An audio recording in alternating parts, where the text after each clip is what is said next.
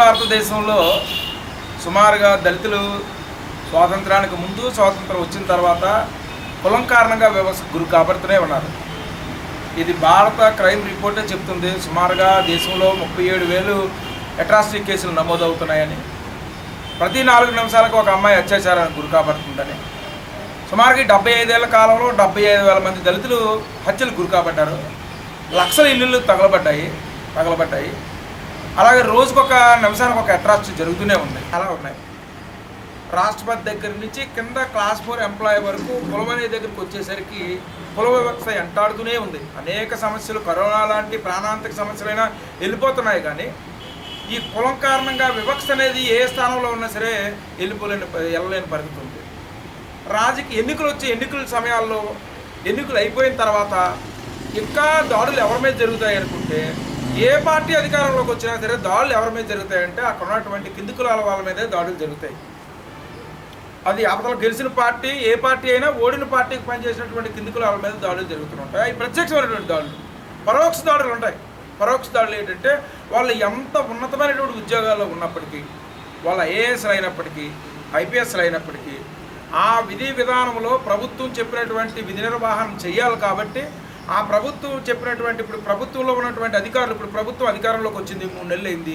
ఈ ప్రభుత్వం అధికారంలోకి వచ్చిన తర్వాత పోలీసులు ఉంటారు, లేకపోతే ఐఏఎస్లు ఉంటారు, ఐపీఎస్లు ఉంటారు, అధికార యంత్రాంగం ఉంటుంది. ఈ యంత్రాంగం ప్రభుత్వం చెప్పినటువంటి ఏదైతే డైరెక్షన్స్ ఉన్నాయో ఆ డైరెక్షన్ చేస్తారు.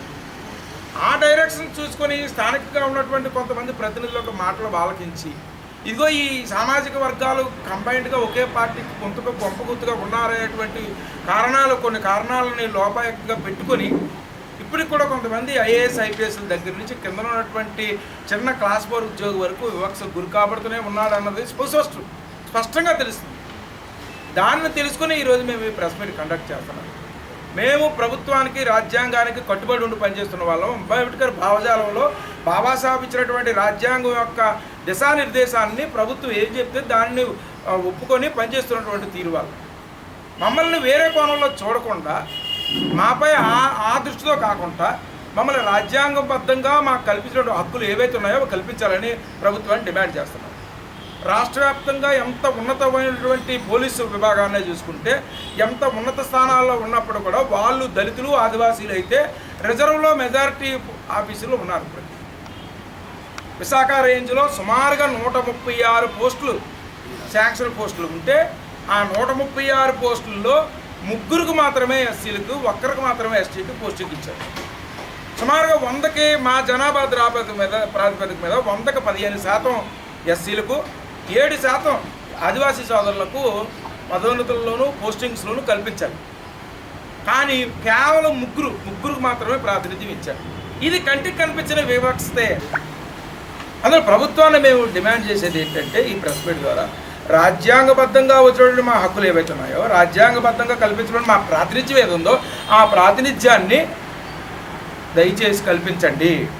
కాబట్టి ప్రభుత్వం ఇప్పటికైనా సానుకూల దృక్పథంతో ఈ విషయాన్ని పరిశీలించి మా ప్రాతినిధ్యం ఏదైతే ఉందో, రాజ్యాంగబద్ధంగా మా జనాభా దామాసా ప్రకారంగా మా పర్సంటేజ్ ఎంతైతే ఉందో ఆ పర్సంటేజ్లో పోస్టింగుల్లోనూ, ప్రమోషన్స్లోనూ, పదోన్నతుల్లోనూ, ప్రవేశాల్లోనూ ప్రాతినిధ్యం కల్పించాల్సిందే.